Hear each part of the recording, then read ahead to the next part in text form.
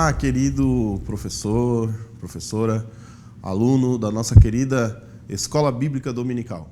Mais uma vez estamos aqui para a gravação da lição da classe dos jovens e eu quero saudar você com a gloriosa paz do Senhor Jesus. Lição hoje, a primeira lição do trimestre, aliás, a lição do primeiro trimestre de 2024. E estamos já na lição de número 3 e eu gostaria de convidar você a ficar conosco para conversarmos, discutirmos a respeito dessa lição, que tem por título Cativeiro motivado pelo desprezo ao ensino. Nessa lição nós vamos estudar um pouco acerca do cativeiro de Israel, o povo que foi levado cativo à Babilônia justamente por desprezar o ensino, a palavra de Deus, ou as exortações feitas pelos profetas, por Deus, aliás, através dos profetas. Então, para que você possa compreender e também fazer a aplicação desses estudos ou desse acontecimento para as nossas vidas, para os dias atuais, tá certo? Então, vamos em frente. O texto do dia hoje está: sede cumpridores da palavra e não somente ouvintes, enganando-vos com falsos discursos.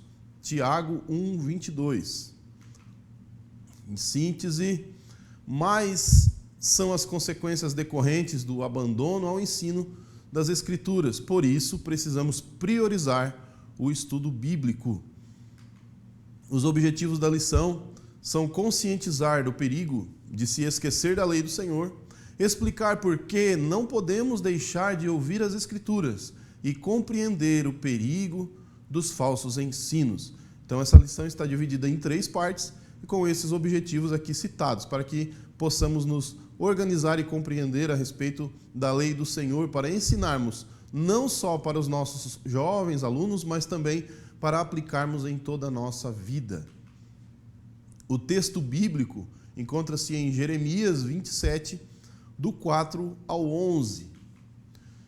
E Deus havia falado com Jeremias a respeito do cativeiro, a respeito das orientações dadas ao povo, a respeito das exortações que precisava ser dada ao povo. E Jeremias foi então e fez ali, então esse texto vai estar citando a respeito disso. Então vamos na introdução da lição, que vai começar assim: nesta lição vamos ver as duas naturezas do cativeiro babilônico, histórica e exortativa. No aspecto histórico, veremos o período em que o povo de Deus estava prestes a ser levado a cativo para a Babilônia, principalmente por ter negligenciado o ensino de Deus.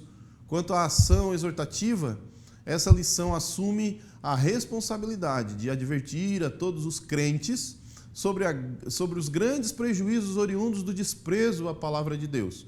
Com base nessas duas linhas de abordagem, inicialmente a lição trata sobre os perigos que cercam o crente, no sentido de se esquecerem da lei do Senhor, seguido do alerta para que não se deixe ouvir ou não se deixe de ouvir a palavra de Deus, culminando assim com uma denúncia sobre os falsos ensinos na autoridade.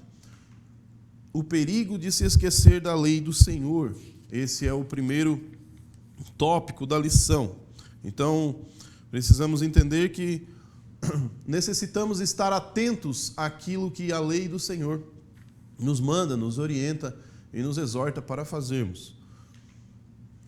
O povo de Deus e o cativeiro na Babilônia. Por ocasião de seu chamado, Jeremias teve 2 visões da parte de Deus. A primeira foi de uma vara de amendoeira, como clara referência à infalibilidade da palavra de Deus, enquanto a segunda foi a de uma panela a ferver, inclinada para o norte, indicando que a mensagem de juízo que ele teria que transmitir e que viria da região norte. Portanto, desde o início, o ministério e a mensagem de Jeremias estavam relacionados com a convocação divina para o arrependimento do seu povo com vistas ao escape do juízo.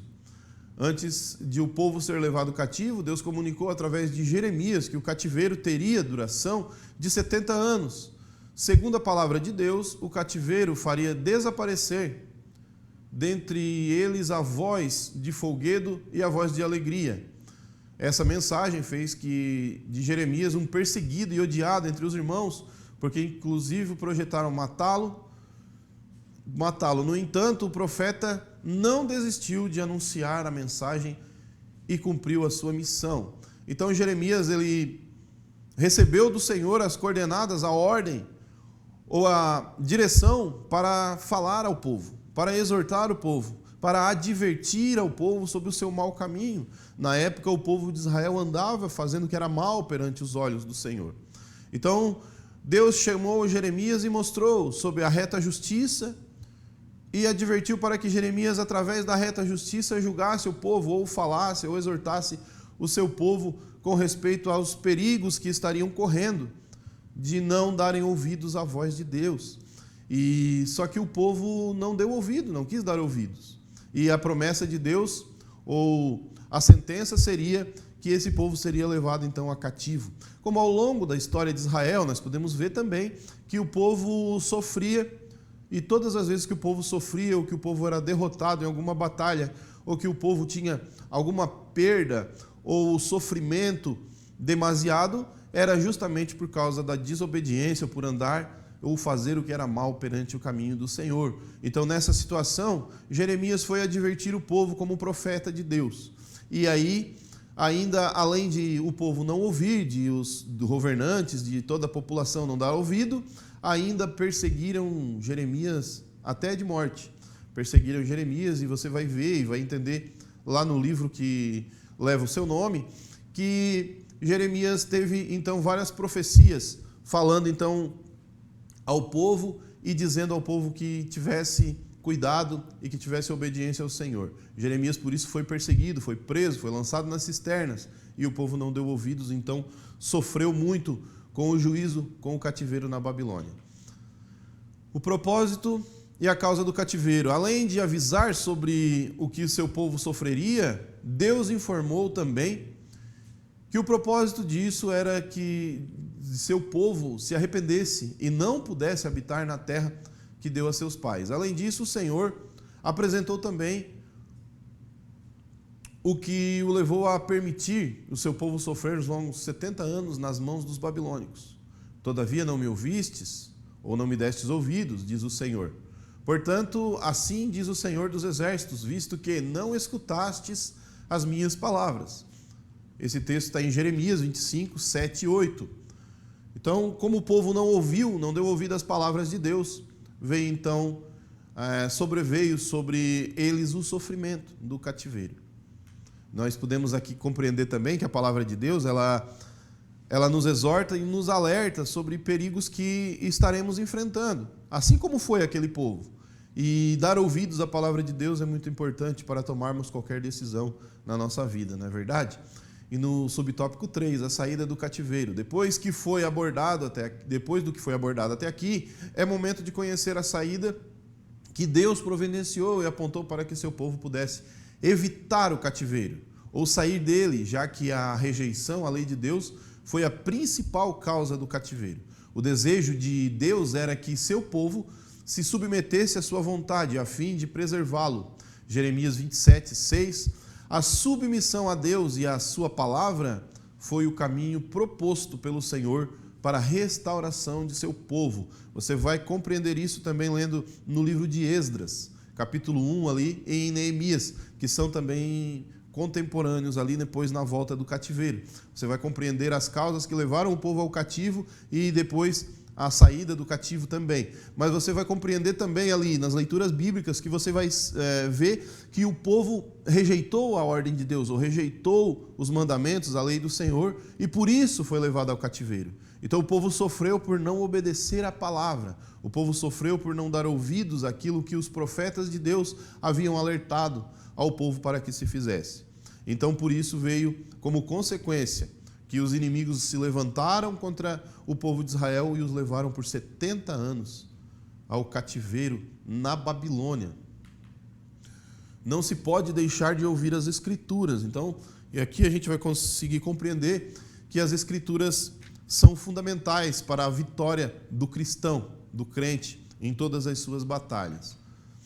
não se pode deixar de ouvir as Escrituras, causas da indiferença às Escrituras. Na atualidade, temos visto um esfriamento espiritual que tem causado desinteresse, afastamento e aversão aos ensinos de Deus. O homem tomou erradamente a decisão de viver independente do Criador, como Adão e Eva, lá em Gênesis. O conhecimento sobre o Senhor e a sua vontade passa pelas Escrituras, pois por meio delas a humanidade é informada do plano divino. O ser humano é, por natureza, inclinado aos seus próprios desejos e a ser independente de Deus, sendo tendencioso a negligenciar e desprezar as Escrituras. Portanto, a principal e maior causa da indiferença às Escrituras advém da natureza humana, que é contrária a Deus e a sua vontade e traz a rebeldia. Então, a nossa vontade, a vontade humana, a vontade do ser humano que tem a natureza caída através de Adão, já desde Adão, a desobediência de Adão, que trouxe a queda do ser humano, a queda do homem mediante o pecado. Então, essa natureza que há no ser humano, que há em todos os homens, vai fazer com que o homem queira se distanciar das leis do Senhor, da palavra de Deus, do cumprimento, da obediência das Escrituras. Porém, quando o Senhor Jesus disse que o homem deve negar a si mesmo e segui-lo, ele estava falando algo que era de algo muito interessante, de um cunho muito sério, porque ele estava dizendo que o homem precisava, então, rejeitar a sua própria vontade, o seu próprio eu, suas próprias concupiscências, seus próprios desejos, para poder, então, obedecer à lei de Deus e agradar ao Senhor. Haja vista, né, que a lei do Senhor ela não pode, ou ela não vem de acordo com a natureza humana. Ela sempre está oposta, ela sempre está ao contrário, porque a lei de Deus é o parâmetro e a natureza humana se inclina de maneira contrária. Por isso, a dificuldade que temos em buscar ao Senhor. Por isso, tudo vai cooperar para que você não busque a Deus. Por isso que as circunstâncias, as situações de sua vida vão cooperar para afastar cada vez mais você de Deus. Mas quando você toma o seu caminho, quando você se nega, quando você faz a sua parte obedecendo a palavra de Deus, então o Senhor vai te abençoando e a situação da obediência vai ficando através das bênçãos do Senhor e através da fé que vai aumentando dentro de nós. Isso vai tornando o nosso caminho, a nossa caminhada um pouco mais fácil ou menos difícil, no sentido de obedecer às Escrituras. E as consequências da indiferença às Escrituras. Ao pecar, o primeiro casal negligenciou e desobedeceu à ordem de Deus. Os acontecimentos sucedentes mostram a tragédia oriunda do desprezo à palavra de Deus, pois tudo que o ser humano precisa para viver bem está em sua submissão a ela. As consequências da desobediência às Escrituras ocorrem em 3 dimensões, isso é, na relação do homem com Deus, consigo mesmo e com as outras pessoas. Então, nas 3 dimensões da nossa vida, na nossa dimensão espiritual, na nossa dimensão psicológica ou pessoal e na nossa dimensão social, aquilo que vivemos de acordo com o mundo, de acordo com as outras pessoas, conforme vivemos ou convivemos em grupos, em família, em sociedade, de uma maneira geral. Então, obedecer às Escrituras ou desobedecer, isso vai também fazer com que sejamos bem ou mal, ou iremos bem ou mal, conforme a nossa vida em todos os aspectos. Para que a gente possa ir bem, precisamos então entender ou atender às exigências, ou não diria tanto as exigências, mas as exortações ou a direção da palavra de Deus. Haja vista que você tem o livre-arbítrio, que pode fazer você querer obedecer ou não. Mas aí você está conseguindo compreender através desses estudos a diferença ou as consequências tanto para quem obedece quanto para quem não obedece a palavra do Senhor. Tá certo? O caminho de volta às Escrituras. Que caminho é esse? Neemias 8, do 1 ao 12. Em um contexto de contraste entre a realidade e da destruição e o trabalho da restauração, O texto mostra a atitude do povo de Israel diante da lei de Deus, indicando o caminho aos que desejam encontrar-se com a palavra de Deus. Como podemos ver, o povo deu atenção aos ensinos do livro e se dispôs a ouvir longamente a leitura.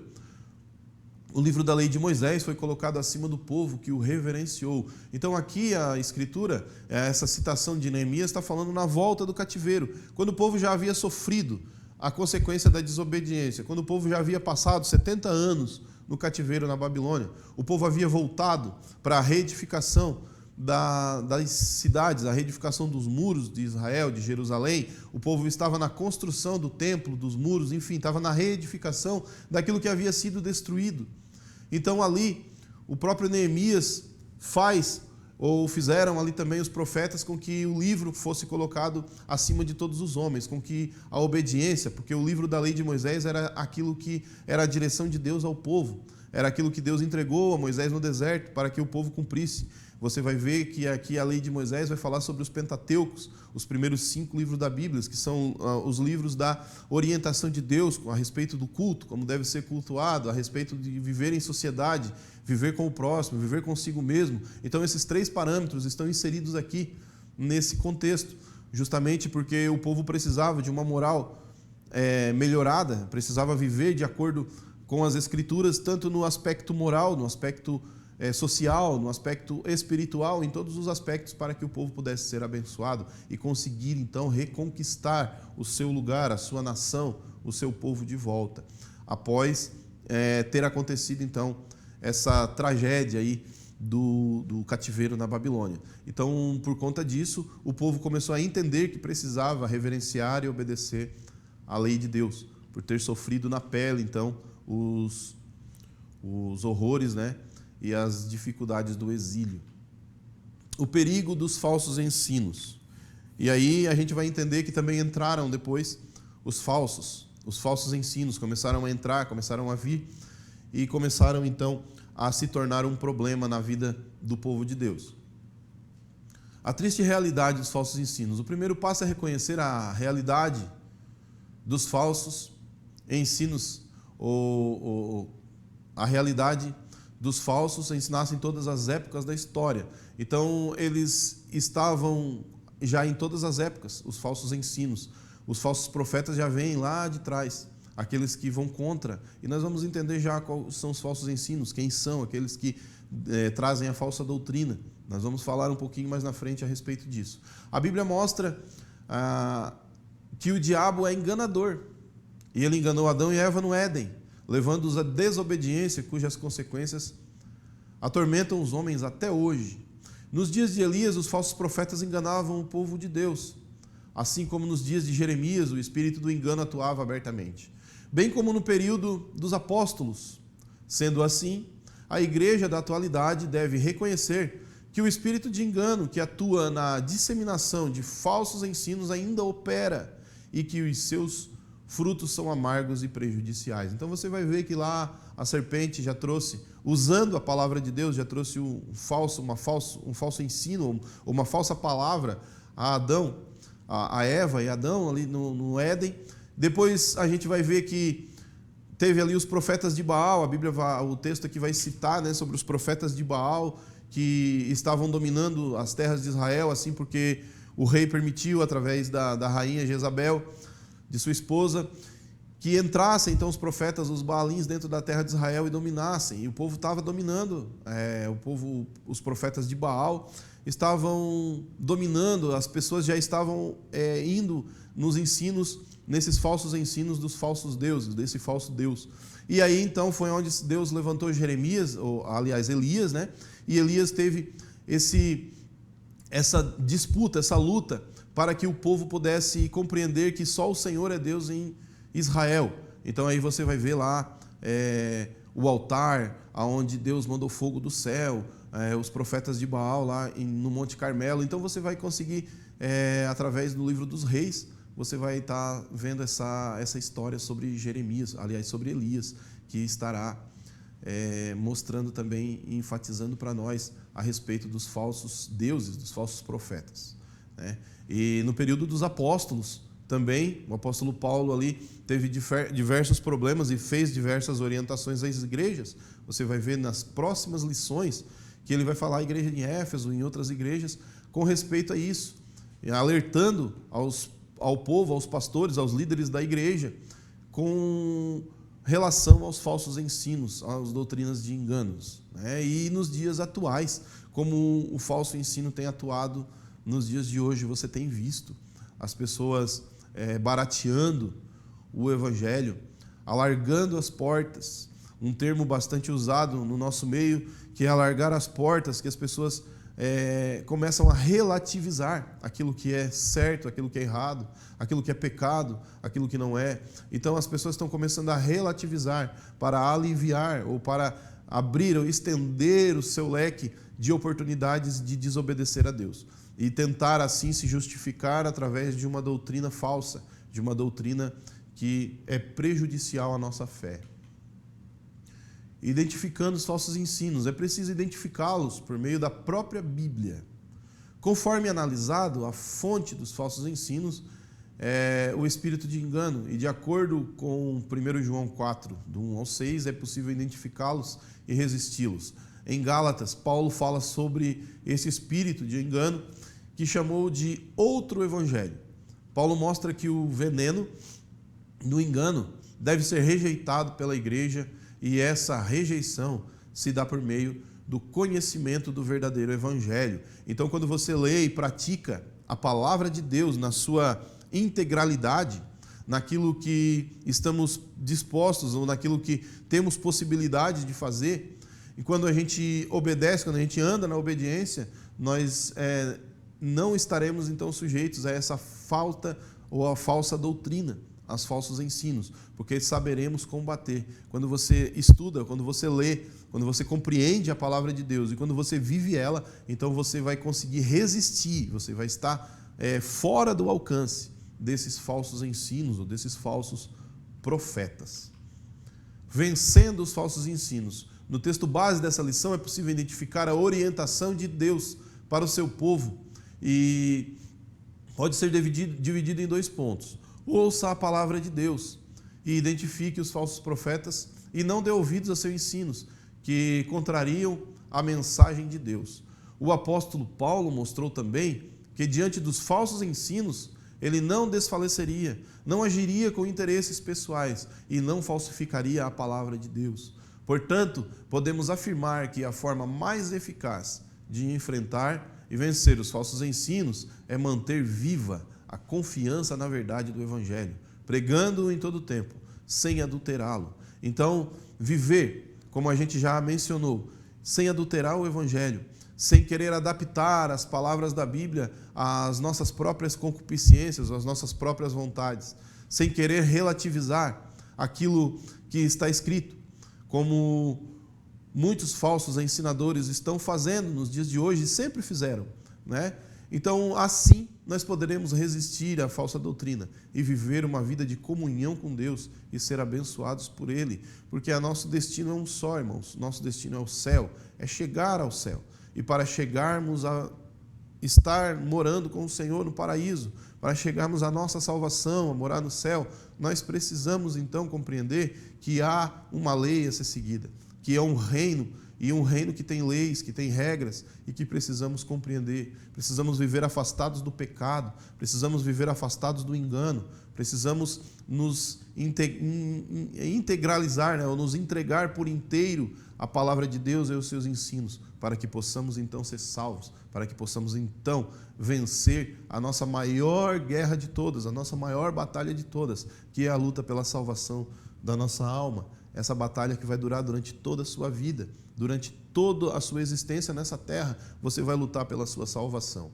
Então, para que possamos ser vigilantes e não percamos a nossa salvação, compreender que o verdadeiro evangelho é esse evangelho de renúncia, evangelho de obediência, evangelho que vai nos levar à salvação. E você pode, então, viver uma vida desfrutando das bênçãos de Deus através da fé. Conclusão, então. Concluindo que, partindo dos exemplos, ou do exemplo histórico do cativeiro babilônico, que o povo de Deus sofreu, essa lição é uma alerta à igreja e aos crentes da atualidade acerca dos perigos e das terríveis consequências advindas do desprezo aos ensinos divinos.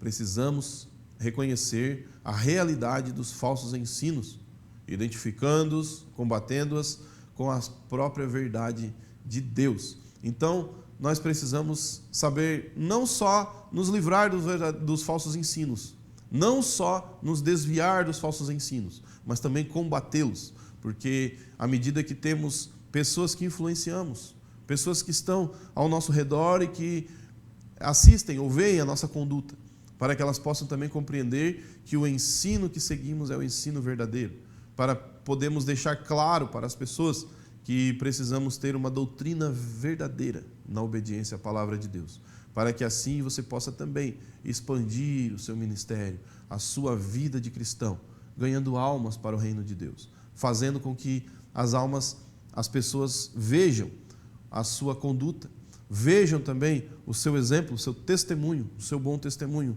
para que elas também consigam adentrar a esse privilégio de conhecer o Evangelho, de ser resgatados pelo Senhor Jesus do pecado e viver uma vida de bênçãos e também conquistar o mais importante de tudo, que é a salvação da nossa alma. Tá certo? Eu fico por aqui e peço que Deus abençoe a sua vida e obrigado por sua atenção em nome do Senhor Jesus.